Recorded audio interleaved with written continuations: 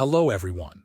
In this video, I will show you how to connect the Lotus Lantern app to your LED lights. First, make sure your LED lights are plugged in and turned on. After that, download the Lotus Lantern app on your device and open it. Once the app is open, go to your device settings and turn on Bluetooth. After enabling Bluetooth, return to the Lotus Lantern app.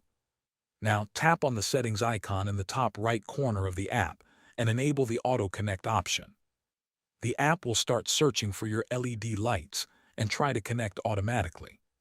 If the connection does not work, tap on the three lines menu on the left side of the screen. You should see your device name in the list. Tap the retry button next to your device and the app will attempt to connect again. After that, your LED lights should connect successfully. Once connected, you can adjust the colors, brightness, lighting effects, and any other settings however you want. Thanks for watching.